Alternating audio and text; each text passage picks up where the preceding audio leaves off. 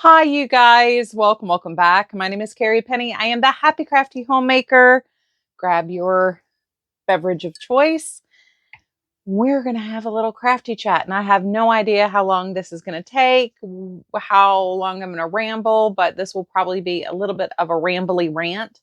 Uh, we're going to cover a couple of different things. As it says in the subject line, we're kind of the initiating nucleus point of this conversation is me being asked by somebody who's not particularly crafty how I feel about analog bags. And from there, we're going to kind of branch out in some other directions of things that I've noticed on short form social media in particular. A lot of this will be coming from TikTok. I'm not slamming TikTok. I'm not particularly on that app, but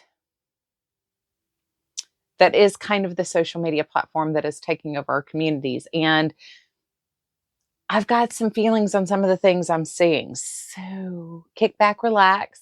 We're going to get a little ranty. We might get a little salty. There will probably be some moments where I get a little defensive, even at what I'm saying, because I will, to a certain degree, probably sound a little hypocritical about certain things. But we're gonna walk through this together.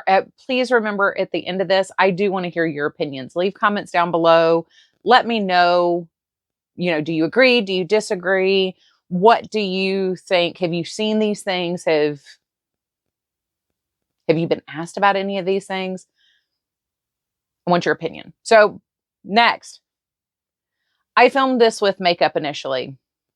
The video was no good. So here we are. We're getting naked mole rat. I did at least put on some of my Maybelline Mauve for You 373 that I keep here on the desk, just to not have white lips on top of the uber pale vampiric look today. So I'm getting ready to hopefully go for a nice 5-mile walk. So I did not want to put on makeup just to go for a walk, but I did need to refilm this. Hopefully I can get my words out and thoughts out in a little bit more of a streamlined manner, but I got thoroughly interrupted and parts of the audio cut in and cut out. So hopefully everything goes smoothly with this, because I am filming this today. This is me at dark 30 in the morning coming to you guys. So analog bags. If you're not familiar with what these are self-entertainment bags that help people prevent, basically doom scrolling on their phones. That's the long and short of it. People are putting anything from coloring books to books to read to craft projects in these bags, and they're calling them their analog bags, so they can give themselves a thing to go to entertain their quiet hours versus just scrolling. And I think on its surface, this is a wonderful thing. As somebody who obviously engages in a lot of analog activities, I've said before here on the channel, I am an analog girl living in a digital world. I think this is brilliant. I think this is wonderful. I think this is very important for our mental health to disassociate from social media. I've had pro-con feelings about social media since, the popularity rise of Facebook. So I've always said, when we share on social media, we're sharing the perfect moments, but those aren't the reality most of the time. Those perfect moments take up 1 to 5% of our lives. The rest of our lives are messy, chaotic, normal, average experiences. And there's nothing wrong with that. Here on the channel, I do try very hard to be honest and realistic and, tell you guys, kind of the dirty truth of things. There are weeks where you feel like crud and you don't get anything done. There are weeks where, you've got all the time, ability, and everything to do all the things. So I try very hard here to not just be a salesperson, not just, blow, imaginary smoke up people's fancies. So for me, I've always had this kind of relationship when it comes to social media. But I'm seeing more and more, and I guess because we now have, 2 and 3 generations that have been fully vested in the social media world and the idea of, overnight success or overnight fame through TikTok, Instagram, YouTube, lesser so on Facebook, but we are still sold and marketed to heavily on there as well. A lifestyle, not life. Um, yeah, so I I find it fascinating and interesting. I do applaud people who are creating these analog bags to actually disassociate from the fantasy world of social media. This is a non-tangible world. This is a world of aesthetic, not reality. And to disentangle yourself from that and to proverbially, go touch grass. I kind of hate how that phrase gets used, but really, I mean, the truth is we have lost association to ourselves, to our families, to our communities. We're not connecting in actual real ways with ourselves and with other people. We are in this, keyboard warrior, pseudo anonymity world. And we also, online, we live in a heavily curated world where, if we have certain sets of beliefs or certain activities we participate in, we only kind of feed that and create an echo chamber around ourselves of being fed information that's exactly what we think, what we believe, that feeds what we ourselves think is true. Um, we don't allow for any type of discourse, discomfort, conversation. So we curate this bubble around ourselves that doesn't challenge us. It doesn't make us think for ourselves. It doesn't allow for us to be critical in analyzing ourselves, what's actually going on. We also, we're so invested in this artificial world that we latch on and start to identify and self-diagnose and um, feed some underlying bad behaviors within ourselves, which amplifies the narrowness of that bubble we curate.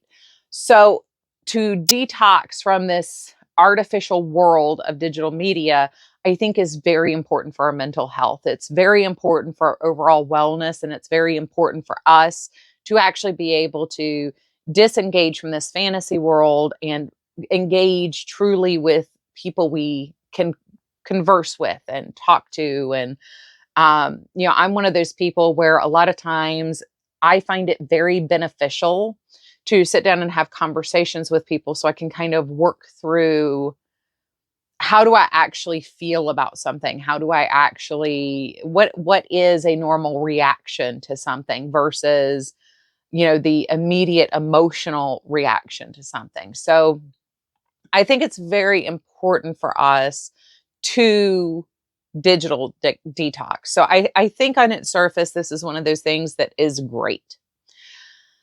The problem is the source and how this is being treated. So this is where I get those conflicting feelings.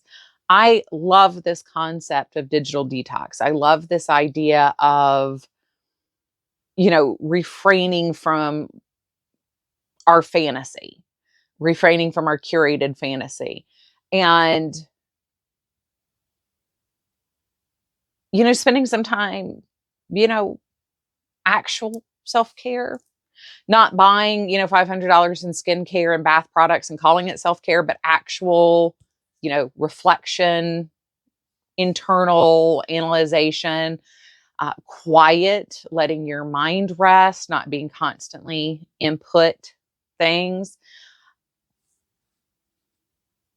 But most of the things I see talking about the idea of the analog bag are clickable links. It is a new way of being a hyper consumer. And I'm once again, there's always going to be people who abuse things. There's always going to be people who try to game the system to their benefit. Don't get me wrong, I understand that. But we live in a capitalist society. That is the reality of our world. I'm not anti-capitalist. I do believe that if you have an idea that is unique and benefits society and people want it, you should be able to generate income off of that.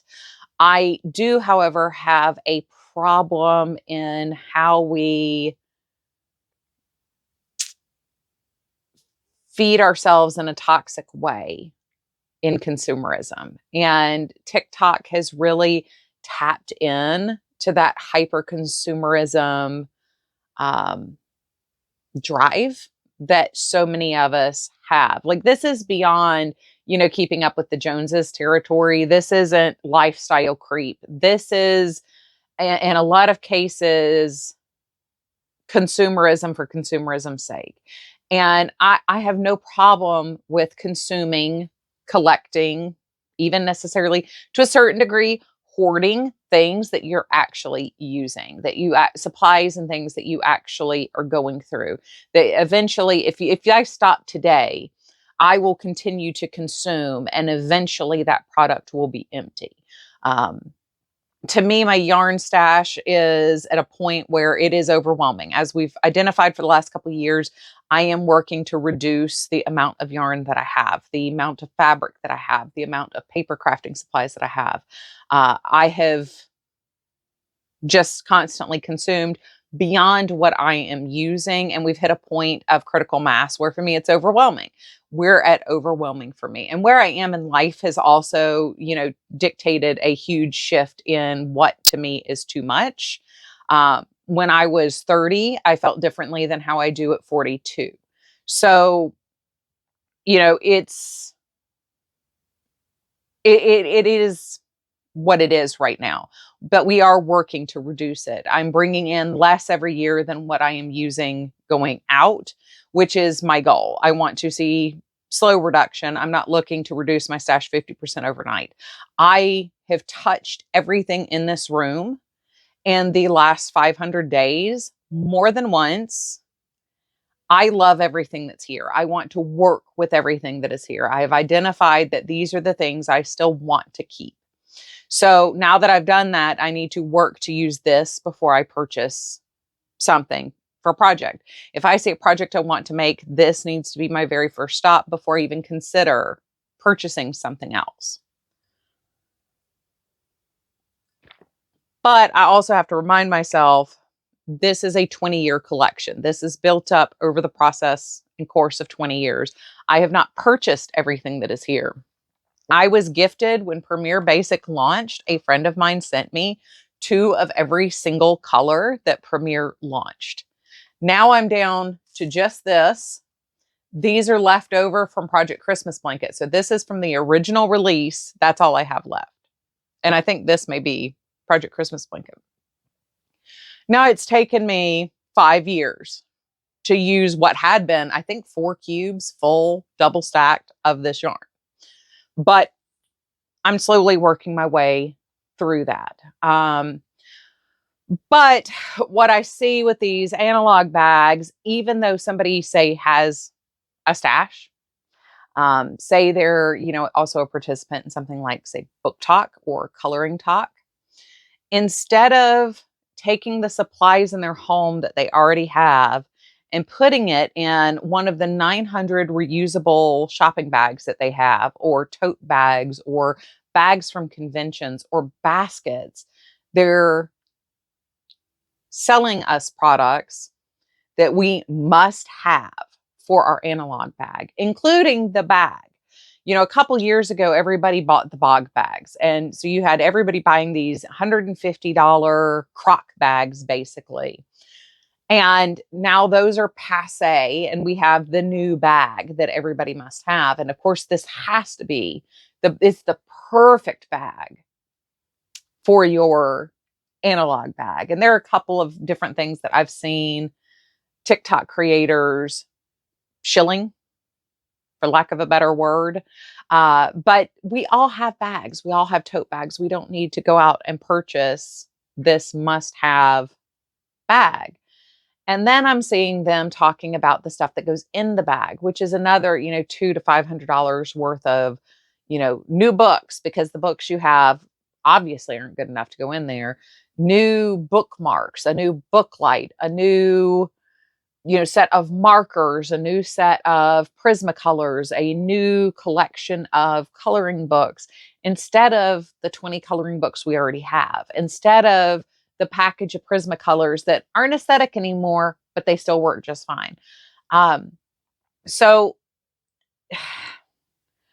I also see the problem where people aren't necessarily building a bag they'll actually use. Like, when are you going to, I see people like putting like the board games, the mini board games that they're going out and buying. When are you actually going to have this bag at hand, sit down and play the board games? Now, we did this like when we would travel as kids. My mom would find, like miniature versions of things that we could take down to the camper at the beach, and we would, play checkers at night and stuff. But this wasn't something like she kept in the living room all the time and said this was an analog bag. You're not going to watch TV. We're going to do this activity. I mean, we did, play cards and stuff like that at home, but this wasn't like something, this was something, set aside specifically for travel. She would have, certain things that were for car trips when we were going back to visit family and stuff, because we moved to South Carolina when I was a kid. So we had, anywhere from a 2 to 4 hour drive to go see family. So, we'd have things that were specifically kind of geared for those travel moments. Like our little checker set was magnetic. So technically my brother and I could play checkers in the backseat of the car, but that wasn't the checker set we used at home. So she wouldn't have kept that in an analog bag at home for a digital detox. This is something that was specific for road trips, car trips, not being at home. And I see people putting, these larger than what we had board games in there, but they're not setting up time where that would be something you would pull out of the bag. Those involve using other people, or other people being a captive audience to your digital detox time.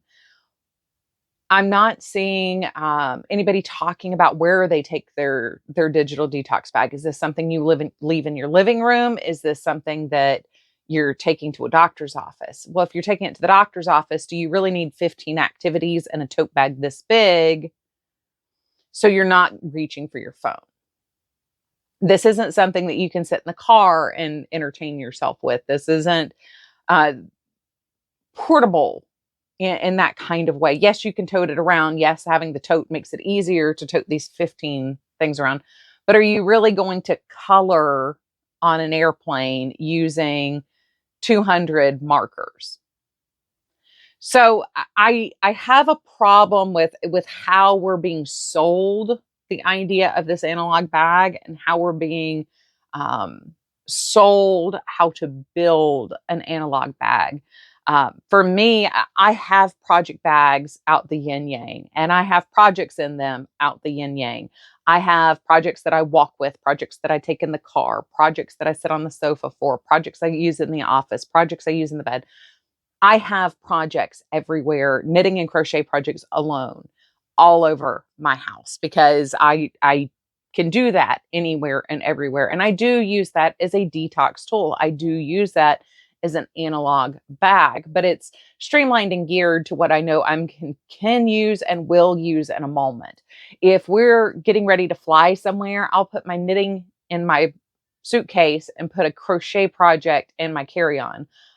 If we're going on a car ride, I'll have a project that I can navigate at the same time I'm working on something and not interfere, with our ability to communicate and travel. So it might be greeny squares, or a basic triangle shawl, or a scarf, or a hat, or something that I can just mindlessly work on. When we go out shopping, frequently I take socks, because I can, That's a lot of just mindless stockinette knitting. When I'm walking, mindless stockinette knitting, I can do that while I'm doing other things. Even when I have those 15-minute breaks in the day, I generally have an easy to pick up project that, I can put half a row in and set it back down and be fine. So I would love to see more content around how I'm using it, when I'm using it, what it looks like when I'm using it, what are the activities that I'm doing. I would love to see more of that versus what I put into my analog bag, what I'm spending to go in there. I mean, I saw one the other day where the person put in a diamond painting kit. There was like a 200 pack of the Anyhoo markers. It wasn't the full like 380 giant case. She put in like 5 or 6 coloring books. There were like 2 novels that she put in there. There's something else weird that she put in there. But as you're running down the totals of what these are, it's like $400 worth of stuff that she put in this bag. And then the bag itself, she spent like $75 on.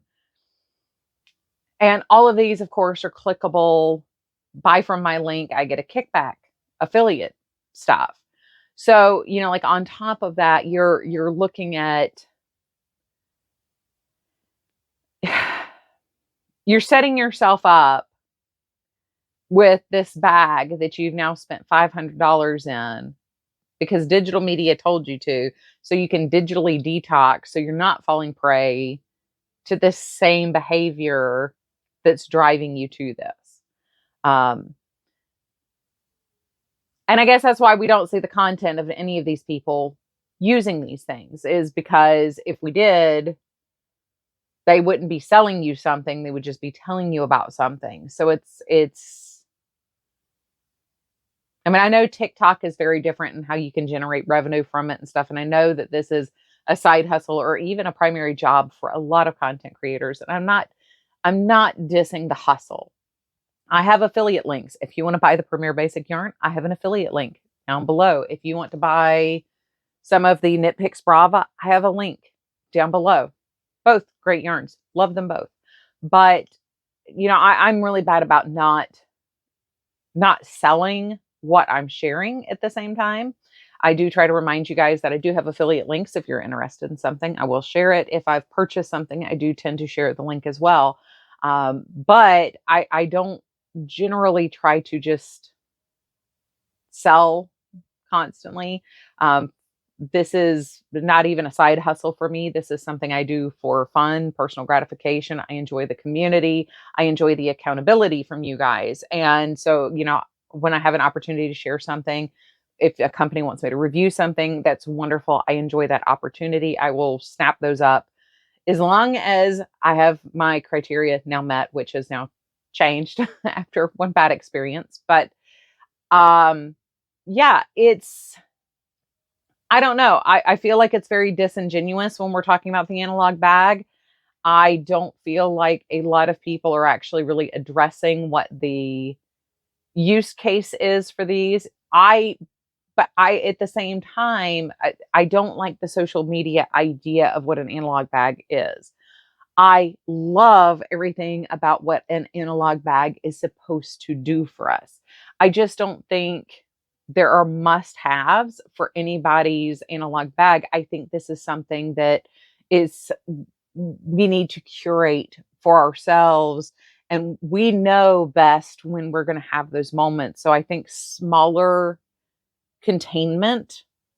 If you really want to get back into coloring and spend good time coloring, maybe you have a coloring book and a box of pencils and a basket beside you on the sofa. So in the evening, you pull out your little clipboard or your lap pad or whatever you prefer to use, and you sit there and start coloring.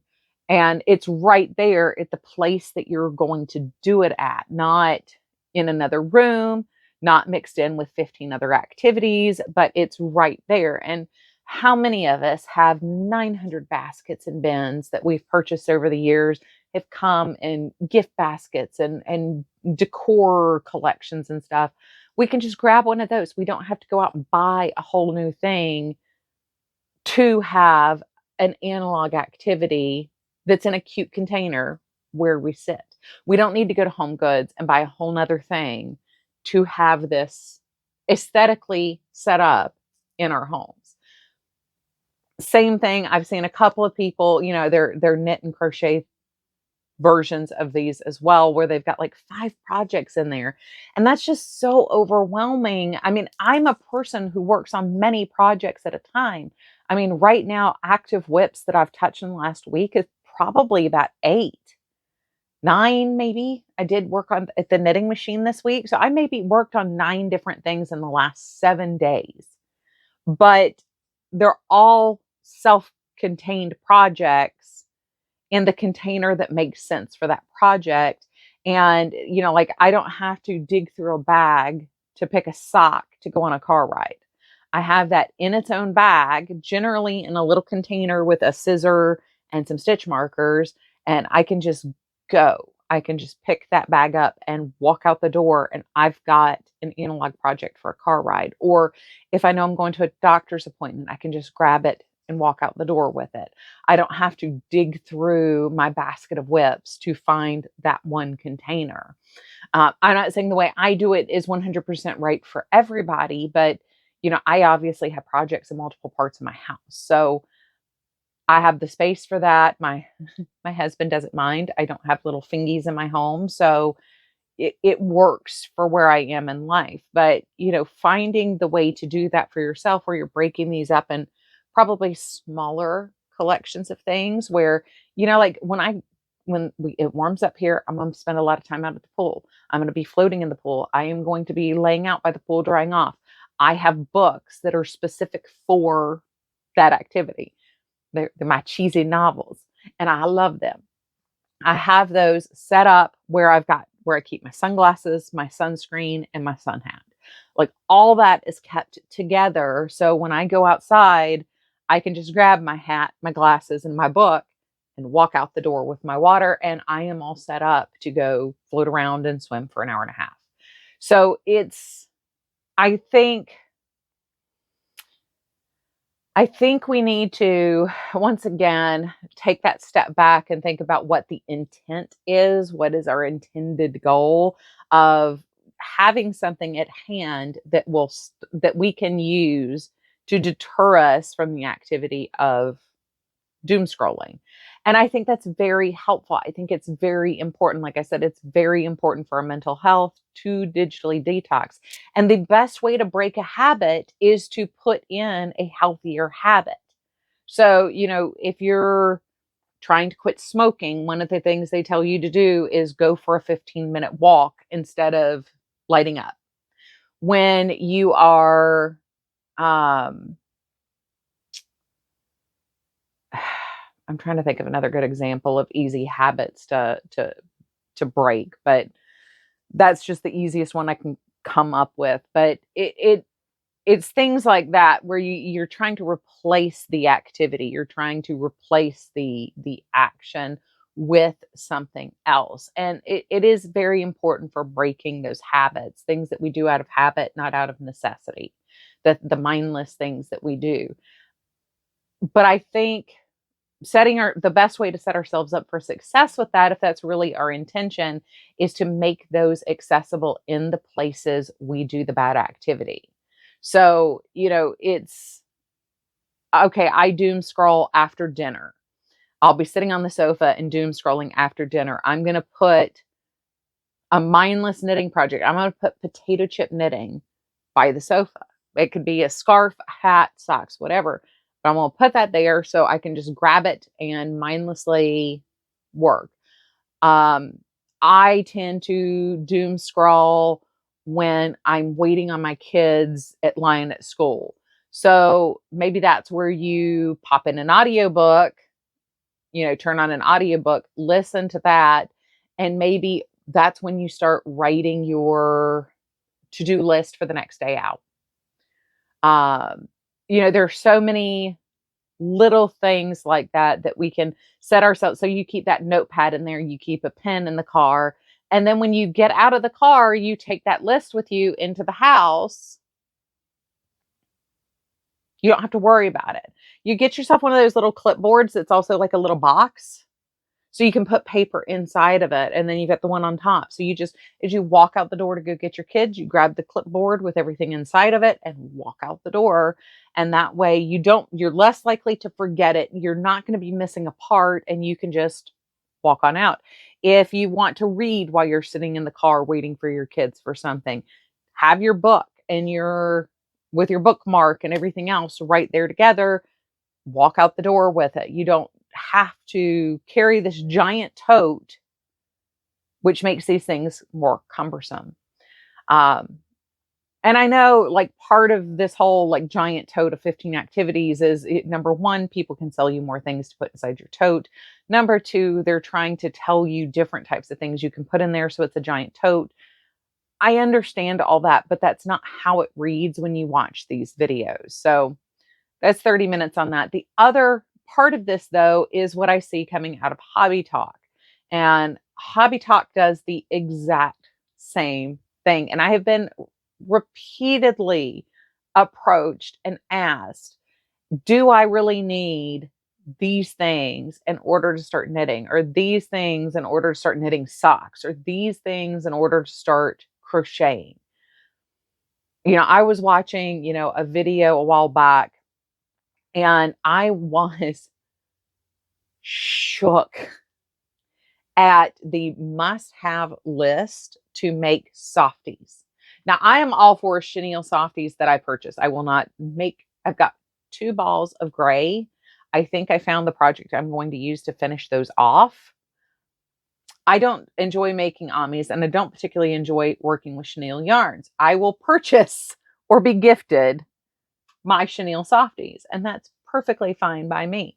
But I have made chenille softies. I have made amigurumi over the years, and I know for a fact you don't need $150 worth of stuff to start making amigurumi. You may be like me and make a couple and realize that you don't enjoy it that much. That's not your cup of tea. That's not where you fall in the craft reverse, and that's fine. You don't want to overinvest until you know it's something that you are going to enjoy. So as I say with the how to start knitting as a crocheter video, as I've said before, and how to approach knitting in general or crochet in general, what tools do you actually need as a video that I've done? Find something that fits comfortably in your hand, is a material that moves smoothly with the yarn you plan on using. Do I recommend a ChiaoGoo size 7 needle to learn how to knit dishcloths on? Yes, because it's smooth, it's slippery, it doesn't kink. It gets you used to using a circular needle versus, the big flappy straight needles that most people don't enjoy using. And I'm trying to set you up for success. But if all you have is grandma's straight aluminum size 7 needle, use grandma's aluminum size 7 needle. There is nothing wrong with that. Will it be a little bit more drag on the cotton? Of course it will, but that's fine. You're just trying to ascertain whether or not you can make the shapes and whether or not this is something you're going to enjoy doing. You don't go out and buy a uh, Gibson Les Paul when you're trying to learn how to play guitar. You want a good quality, good sounding guitar, but you can get one secondhand for $350. You don't have to pay 20 grand for a guitar to learn how to play guitar on. You don't have to have perfection in everything when you're starting something new. I see this in coloring. Oh, the other thing with that is the yarn she was recommending. This was an American US creator recommending yarn from overseas, and the site she was linking was also overseas, which means VAT taxes. And I was like, dude, Walmart, Michael's, going to a direct site like Premier, you can pick up some inexpensive yarns to play with. You don't need premium chenille yarn to make softies. You can literally go pick up some Bernat blanket somewhere and try that out. Or, the Premier chenille yarn is actually really nice. I can't remember what the name on theirs is, but it's for chenille yarn. It's a really nice chenille yarn, but you can get that inexpensively. You can even now get like giant cones of it relatively inexpensively. So it's like you don't need $200 in yarn. You need just the colors you need to make the project to start off. You need some very basic things. Do you want safety eyes? You can Amazon some safety eyes just to see if you like safety eyes. You might like embroidering eyes. I know lots of people who enjoy crocheting eyes and embroidering them on. That's wonderful, but you don't need to start off with these huge purchases. There's a number of people on TikTok that are saying, in order to start coloring, you have to get the 380 pack of Anyhoo markers and 20 coloring books and all these fine liners and these gel pens. And I mean, these totals are racking up to almost $1,000. These aren't even like haul videos and they're going to show you how to do things. This is your must have list in order to hobby. In order to have a hobby, you must have these things. And I see the same thing coming from Book-Tok. Although, to be fair, theirs are primarily hauls that we never hear reviews about.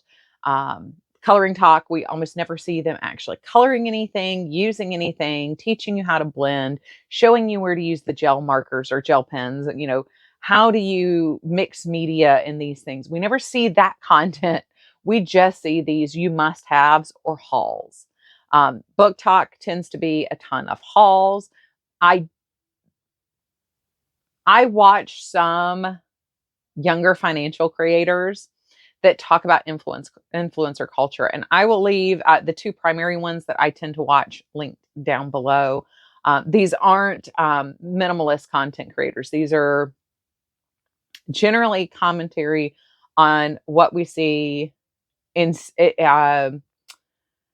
bad financial decisions being made in influencer culture, or how influencers hide their lack of wealth because of their content, where they're where they're borrowing a BMW for a year and not telling you they didn't buy that BMW. BMW is giving it to them for a year or two.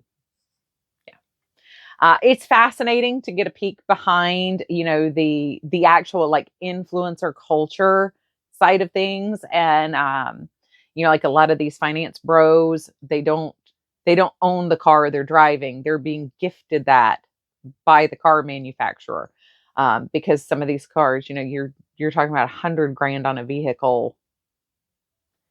It's portraying a lifestyle that's unattainable for 99% of us. So it's also unattainable for most of them as well.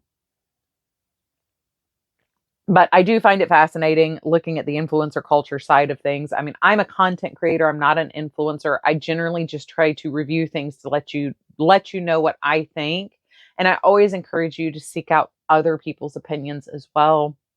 Like I said, I do have affiliate links. I do use Amazon affiliates for certain things. It does help me out in order to pay for things that I'm reviewing. But my goal has always been to break even on this channel. This was never supposed to be like an income generating lifestyle for me. So I'm definitely not, I definitely try to lean away from influencer and lean more into value added content and content creation. So as to how much value I'm adding into the ethos, probably not that much, but I do try to lean away from that. But when we see some of these people, like picking up pickleball, and they've spent $25,000 in 8 months, their first 8 months playing pickleball. Like when I saw that and I saw her in her little outfit and stuff, I was thinking, okay, like taking up tennis can be very expensive. And if she's playing at a very expensive club with an elite coach, gear and everything else, if she's buying top of the line, like I can see spending $25,000, but $25,000 in order to play pickleball? I mean, there's literally rec leagues everywhere for pickleball. There's no,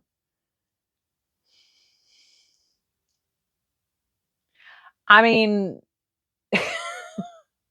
And then I look at like actually what she's wearing, what she's got. I mean, she's got, expensive customized paddles and stuff, but like every outfit she shows in her social media, she's got a perfect pink Blogilates dress on with perfect pink matching tennis shoes with perfect little white socks that perfectly match everything.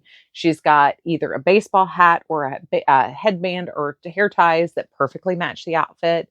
I mean, everything is so perfectly curated and aesthetic. And what did I say about aesthetics earlier? It's not real. That's not reality. And I'm like, well, no wonder you spent $25,000. I mean, each outfit you're wearing is almost $800 just to start off with. And you've got 50 of these outfits that you're showing that are perfect head to toe matching, perfect, almost like Granimals outfits. And I'm not saying you shouldn't feel cute or feel good while doing activities. I mean, I do, personally go for the budget support sports bra and a shirt that is got some sort of wicking capabilities and comfortable leggings with pockets. But I'm not saying you have to go bottom budget like I do, but do you really need an $800 outfit to go play pickleball and a different one every day that you play on top of that? Um, and that's just to start a hobby. That's her first 8 months in the hobby. I watched another TikToker talking about getting out of control is a book talk content creator. And she was actually talking about, every month she's doing these haul videos and, she's spending more time buying books than she is reading books, which we talk about this in the Yarny community all the time, where it's a separate hobby to buy supplies versus using the supplies. And it is. And it can be time exhaustive to, especially if you're a person who needs a stash to work from. Most of us, we're searching for those 50+% off deals. We're not looking, we're not stocking up when things are 10% off. We're stocking up when things are 60 to 75% off. And, it takes effort and time to hit those deals, go out and buy them or unpack them or arrange them to where we can use them. Buying and using are two different hobbies, but she had gotten to the point where, she was talking about, decreasing her viewership and not having viewers anymore on TikTok because she wasn't doing hauls, because she really wanted to get back into what she originally wanted, which was reviewing books and talking about books. She is an avid reader. She is constantly, hands-on with a book. She's not a digital media consumer. She doesn't like audiobooks. So she has to actually spend time to crack open a book and read it. But she's got time to do that, and she can get through 2 books a week. But at what she hauled just in 2025, she said it would take her 17 years to read what she hauled. 17 years at 2 books a week is insane. Just the number of books, and where are you putting those? Where are you storing those? Once again, I have a lot of stuff for my hobbies. I take up a huge portion of our home for my hobbies. Do not get me twisted on this. But I could theoretically use everything craft-wise I own if I solely dedicated my free time to nothing but crafting. I could probably use everything I own in 3 to 5 years, assuming good health and nothing catastrophic occurring, just normal life. In 3 to 5 years, if I did not purchase a single item, from paper crafting to sewing to yarn, I could probably go through everything in 3 to 5 years. It's a lot. Once again, don't get it twisted. But 17 years just in what she purchased in 1 year. My craft hoard, my craft collection is 20 years old. I have been doing this for 20 years. This has been amassed over 20 years. This is what she hauled in a single year. Just so she had content to share. And this is why I say if it's aesthetic, it's probably not reality. What we're seeing on social media is not reality. And I love seeing these influencers really coming in and peeling back the veneer, the concept of this polish that they have, and actually sharing what the truth is behind the camera. What do we not see? Like I said, I try very hard to be very transparent with you guys. We do full room walkthroughs. We have talked about what I think about where I am and where I want to be. I set goals every year. Some years we meet them, some years we don't. Some years we surprise move. Some years we get off track and make 10 blankets for a family. But I'm always honest and open about what the background is looking like when it comes to crafting, where I am, what I think, how I'm feeling. I generally have always tried to be open and communicate with you guys on that. And, like when I took the donation to Prayer Shawl, I showed you guys what I took. I was honest when I did my year in review in 2024, when I went through and touched every single hank, skein, and ball throughout this entire room and took those bags to Prayer Shawl of things that, I was holding on to these. I'm just not going to use them. And I took those items to donate. I showed you what they were. I weighed out what I had and I put those in the journal and we talked about it in 2024. I've been very honest about where things go, what happens, trials and tribulations of usage. I don't try to hide any of that from you guys. As I've always said, this is not normal. This is not normal. I know some people think this is goals, and that's great. If you've got the space, the time, the money, energy, and effort, I do, and you're visual. I am a visual person. I need to see what I have. Otherwise, I forget I have it. It doesn't exist. It's in a void. So I am very visual. So like set up like this out in the open. If this is what you like, set your yarn up like this if you can. But this quantity is not normal. I do a ton of donation items. I do a ton of learning things, trying new techniques, trying different things. I am, cranking out things on the flatbed machine. I've done, a whole bunch of stuff on the Addy to donate. At certain times, I can go through 20 pounds of yarn in a month. And then at other times, I may only go through 5 pounds in a month. And even that is a large amount, but I'm a full-time homemaker. I can fill huge pockets of time with usage. I can do things, like I said, one row at a time, pick it up for 5 minutes while I'm waiting on a pot to boil, waiting on somebody to get here to drop off a delivery. I can do a couple of rows. That's not everybody's reality.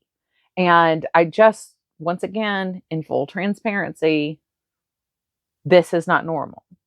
I am not against hauls. I think hauls are very important media, in particularly for crafters, to know what's out there, to see what's coming onto the market, to anticipate, especially if we have small businesses where we're making items and selling them, anticipating what the next big thing is going to be that we need to be making for our markets and our shows and to have listed on Etsy and stuff. I see huge value in stuff like the haul videos. I'm not saying that that's a bad thing necessarily, even in our own community, but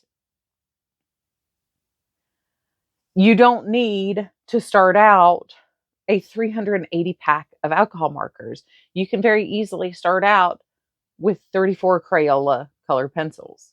Or if you want to be bougie and treat yourself, I am saying the Prismacolors are phenomenal to work with. I do enjoy the blendability of a nice Prismacolor color pencil. If you want to treat yourself, go ahead, treat yourself. But you don't need,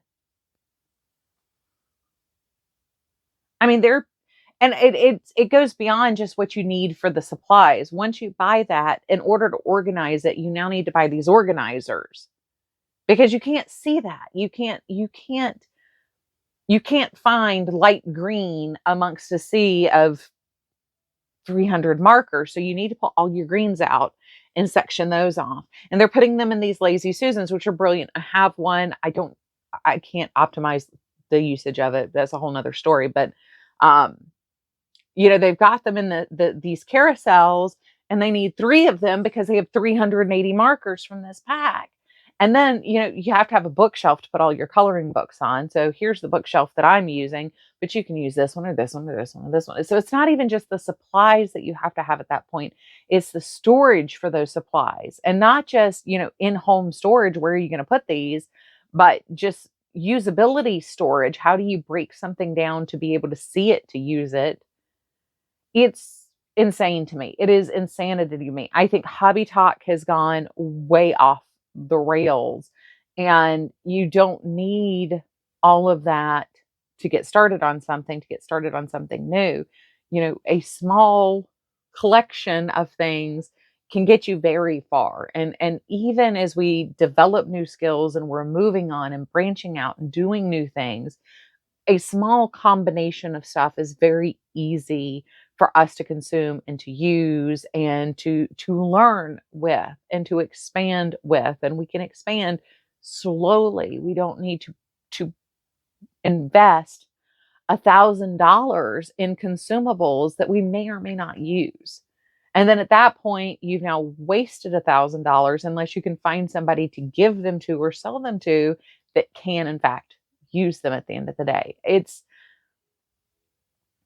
I mean, and I've been guilty of this. I'm not judging anybody for falling prey to this type of marketing. I'm at the age where the listicles of, must have items for this, that, and the other thing were big on BuzzFeed in the day. I have fallen prey to this same type of psychological marketing. And, the part of why we need the analog bags and get offline is so we're not constantly being told we don't have enough. But if we're consuming the content to find the analog bag, are we actually steering clear of the content to dive head deep in another end of toxic behavior? Positive or negative, it's still toxic behavior to consume. So I don't know. I always tell people when they want to learn how to crochet, I recommend the Clover Amore just because I think it fits best in more people's hands, not most people's, more people's hands than some of the other hooks out on the market. But, for a $5 investment of that, 3 colors of Premier Basic, that's another $15. So for $20, I can teach you how to make doll clothes, or I can teach you how to build a blanket, or I can, buy a ball of cotton instead. I can teach you how to make dishcloths. You don't need a ton to get started to see if you like something. And then if you decide you like it, oh, I really like making dishcloths, I want to make some for some friends and family. You get a little bit further down the line and you're like, okay, well, I'd really like to branch out and start making, like some long dishcloths and move into scarves. And then next year, everybody's going to get scarves for Christmas or something. You buy the yarn then, and you can be a project purchaser. You don't have to have 20 projects on the go like I do. You don't have to build a stash. If you're project monogamous, you don't need a stash. This isn't useful for most project monogamous people. This is overwhelming for most of those types of people, most of those types of crafters. So you will never need to build this. I know a lot of people who have felt the need to build a stash who tend to be more project monogamous or non-stashers, and they have sold or gifted their entire stash away because they're like, I don't, this doesn't help me. This doesn't work for me. Whereas for me, this works for my brain. This works for how my brain is. I just have too much. So I'm at the point of overwhelm. So we're working on that. But you don't have to even have a small version of this, depending on what works for your brain and how you move and transition from project to project. This may never in any version be your reality, and that's perfectly fine. That's perfectly acceptable. There's nothing wrong with you if this is not your goal or if this does not work for you, because this doesn't work for everybody. Like I said in my stash shaming harms crafters, which was the very first crafty chat video here on the channel, we all process these inputs differently. We all work differently. And to condemn somebody for working optimally for their brain is wrong. Now, what I'm seeing on TikTok in particular with Hobby-Tok, it's not that people are stashing and using, they're stashing and just having. And I do have a problem with that. I do think that that is a messaging tool. I don't care what you do with your finances. You're an adult. I don't care. But as a messaging tool and you telling other people that these are must-have items, I do kind of have a little bit of an issue with that. If you are actually using the products and showing us how to use the products, showing us once again, going back to the analog bags, the use case, how you're using these, how you take these apart, how you find what you're looking for, where do you actually take this bag or keep this bag so you are using it, I wouldn't have so much of an issue with the social media idea of having a hobby or having an analog bag. But because we're not seeing the usage, we're not seeing the consumption, we're not seeing how these can benefit us as tools and where we use these in our lives as tools, they're just selling us stuff. They're just marketing to us. They are a free marketing department for a lot of companies. They're getting paid, anywhere from 5 to 20% commission when you click those links, and they've got 25 links in there. They get, 7 million views on a single TikTok. They're probably getting $100 to $200 for the smallest content creators on the smallest commission rates when you have that many clickable links and that many purchasable items that you're sharing and telling people these are must-haves for your new craft. So yeah, I like I said, I'll leave the two finance people down below. I also would recommend watching people like Clutterbug. When it comes to organizing and how to tell what type of an organizing style person you are, because in watching that, I have learned a lot. And you can tell a lot, like clearly I like out in the open storage for creative things, but I like micro storage in my drawers. I want to be able to open my drawer and know exactly where my spatulas are. I don't want to have to root around and pull out 4 ladles and spoons before I get to my spatula. So um, I find it interesting. I tend to be very transparent with collections, but tools I want in their slots put away nice and neat.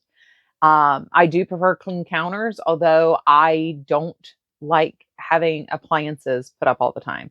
I use my toaster once a week, so that lives in a cabinet, but I use my air fryer, 2 to 3 times a week, maybe more sometimes, to do roasted vegetables. I use my Ninja Creamy a couple of times a week. We obviously use our coffee pot and tea kettle multiple times a week. So those have to live out. And when you see those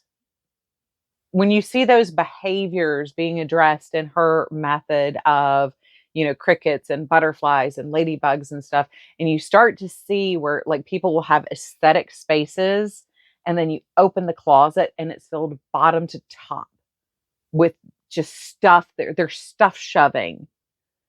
That's what I think a lot of these content creators do. They'll stuff shove behind the camera so you can't see it, but you see this aesthetic lifestyle. And like I said, if it's aesthetic, it's fake. It's not real. Real life is not aesthetic. It's messy. It's chaotic. It's unexpected. And, yeah, sometimes you're going to have that cup from breakfast coffee that's still sitting there on the counter at 3 o'clock in the afternoon. Not everybody and nobody is perfectly living every space of their house, every moment of every day aesthetic. You can do it for a little bit when you're taking that picture. It's like the kids at the family get together where you get everybody together for one shot. And then 2 seconds later, you've got Timmy pulling Susie's hair. You got the twins back there, trying to see who can backhand each other the hardest. And Uncle Bill is already Jack Sparrow dancing around in the back corner somewhere. I don't want to harp on bad behaviors we see online or unattainable expectations that we see online, but at the same time, it's very important, I think, when it comes to like our crafty world, because most of us know the reality. Most of us know that certain things aren't normal. That when you see the person who's like, you have to have these $200 in yarns in your collection in order to make amigurumi, you generally, I'm sure, can identify that this is, your BSO meter starts flashing. But not everybody necessarily does. So I don't know. Like I said, this was kind of a bit of a rant. I got very annoyed the more I thought about it, because it's an innocuous question. How do you feel about, the idea of an analog bag? I think it's a great concept. But when you start digging into how this is treated online and treated on social media, I do have a problem. And I'm not just harping on TikTok. We see unrealistic expectations constantly on Instagram and YouTube as well. It's not just TikTok and short form media. Um, I don't know.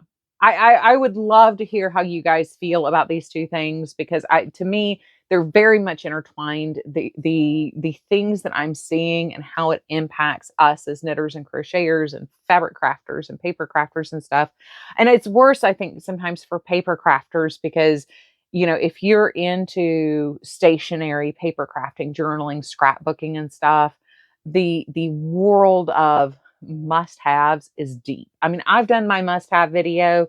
I think you can purchase everything on that for less than $150. And some of those are, nice to have. Some of those are must-haves, but I think you can buy that whole list for fairly inexpensively, for how to start card making. And not all of those are, like I said, must-have when you start. They're just nice to have if you get into it. As you get more and more into something, sometimes especially like if you're making your own card bases, it is nice to have a nice creasing tool to use for stuff like that. Um, so yeah, I don't know. I knew this was going to be a rant video coming in. I'm glad I addressed this so at the beginning, because I definitely kind of went off on a runner there. But I would love to know your opinion.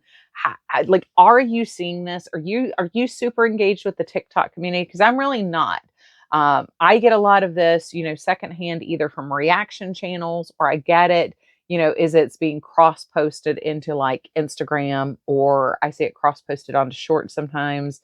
So I see a lot of, where it's in its secondary stage, not its primary affect or affect zone.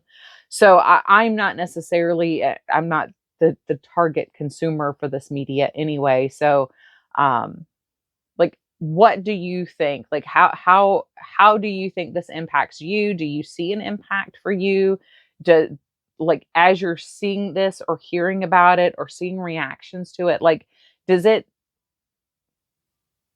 make you feel a certain way as they're talking about something we're into? I mean, a lot of us are active readers as well. Not all of us only paper or yarn craft. Some of us paper craft. Some of us are into coloring and diamond paintings and everything else. Like, I would love to know, as most of us are, multi-craft people, like, how do you have a response to this type of content? Does this make you feel a certain way as well? I don't know. I tend to have very big opinions of a lot of different things. So sometimes I need a reality check, and you guys are wonderful, because you do sometimes check me and how I'm thinking about something. And I do appreciate it as a whole. Anyway, I love you guys. I'm going to once again, I talked for an hour. I need to give my voice a break. I love you. I hope you're having a wonderful, fantastic day. On Saturday, I will be coming back with talking about how it's going on my using my deep stash projects. So we've had some hiccups we will discuss. So anyway, I love you. I hope you're having a wonderful, fantastic day. Please take care of yourselves. Bye, guys.